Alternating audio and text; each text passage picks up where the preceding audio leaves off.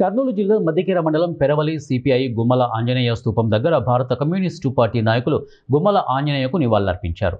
34వ వర్ధంతి సందర్భంగా మండలం సహాయక కార్యదర్శి సుధాకర్ ఆధ్వర్యంలో నాయకులు, సిపిఐ కార్యవర్గ సభ్యులు రామచంద్రయ్య మాట్లాడుతూ భారత కమ్యూనిస్టు పార్టీ వల్ల ప్రపంచంలోనే అనేక రకాలైన అనుకూల వాతావరణం వచ్చిందన్నారు.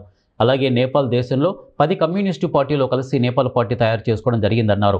100 సంవత్సరాలు కలిగిన పార్టీలో భారత కమ్యూనిస్టు పార్టీ, కాంగ్రెస్ పార్టీ తప్ప ఏ పార్టీలు లేవని ఆయన తెలియజేశారు. కమ్యూనిస్ట్ పార్టీ ఈరోజు మీకు అధికారం లేక రాదు, మీరేం చేశారనొచ్చు. కాకపోతే అధికారం ఉన్నా లేకపోయినా కమ్యూనిస్ట్ పార్టీలో ప్రతి కార్యకర్త ఒక్కరోజైనా ఒక్కసారైనా కమ్యూనిస్టుగా బ్రతుకునేస్తామని ఒక పార్టీ మంది.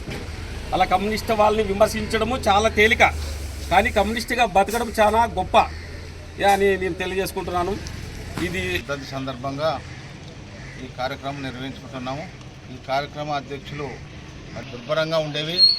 ఆ రోజుల్లో చాలా కరువు విలయతాండం చేసి రైతులు, కూలీలు బతకలేనటువంటి పరిస్థితుల్లో ఉన్నటువంటి రోజుల్లో ఈ ప్రాంతంలో కమ్యూనిస్ట్ పార్టీని నిర్మించిన దాంట్లో అగ్రగణ్యులు మరి కామ్రేడ్ చదువుల రామయ్య గారు, అదేవిధంగా గుమ్మలంజనేయ గారు, రామకొండ కారన్న గారు, మరి నలుగురు అంజనేయ గారు, వీళ్ళు 5 మంది డాక్టర్ నాగప్ప గారితో కలుపుకొని వీళ్ళే మొట్టమొదటి తాలూకాల కమ్యూనిస్ట్ పార్టీని నిర్మాణం చేసి ఆ రోజున్న భూస్వాములు, ఆ రోజున్న కరువు పరిస్థితుల్లో మరి కరువుకు మరి చేపించుకొని వాళ్ళకి ఏమాత్రం హక్కులు లేకుండా ఉన్నటువంటి పరిస్థితుల్లో మళ్ళీ ఎర్రజెండా నాయకత్వాన మరి ఈ ప్రాంతంలోన అండగా ఉంటూ గుమ్మల ఆంజనేయ గారు ఈ ప్రాంతంలో ఉన్నటువంటి అనేక ఉద్యమాలకు నాయకత్వం వహిస్తూ ఈ ప్రాంతంలో ఉన్నటువంటి పేద ప్రజలకు అండగా ఉంటూ మళ్ళీ ఏమాత్రం కూడా ప్రభుత్వాలు పెట్టుబడిదారులకు, భూస్వాములకు వ్యతిరేకంగా ఈ ప్రాంతాన్ని విముక్తి చేయడానికి సహాయశక్తిలా పనిచేసినటువంటి ఒక గొప్ప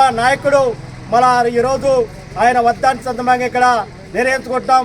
మనం చూస్తున్నాం, చాలామంది వాళ్ళు పుట్టిన తర్వాత వాళ్ళ చనిపోయేంత వరకు ఇవి పనులు కూడా చేస్తుంటారు.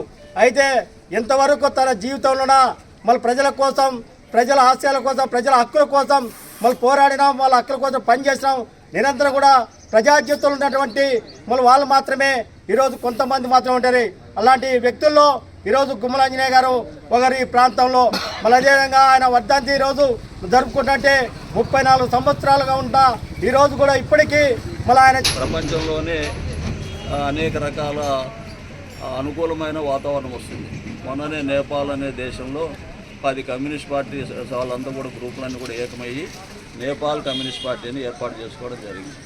అదేవిధంగా అమెరికాలో అక్కడ మరి వాషింగ్టన్లోనే నేరుగా అక్కడ మేయరు కమ్యూనిస్ట్ పార్టీకి సంబంధించిన ఆయన ఎన్నుకోవడం జరిగింది.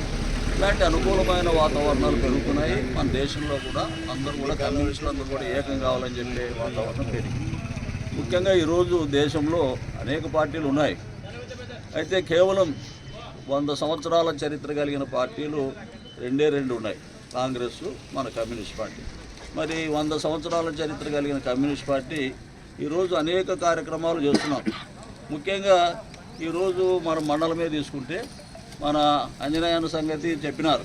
ఆ రోజుల్లో మేమంతా కొత్తగా యువజన సంఘం పెట్టి మరి పార్టీగా ముందుకు రావడం జరిగింది. ఇక్కడ మన కమ్యూనిస్ట్ పార్టీకి అనేక రకాలుగా సహాయ సహకారాలు అందించిన వాళ్ళు ఉన్నారు.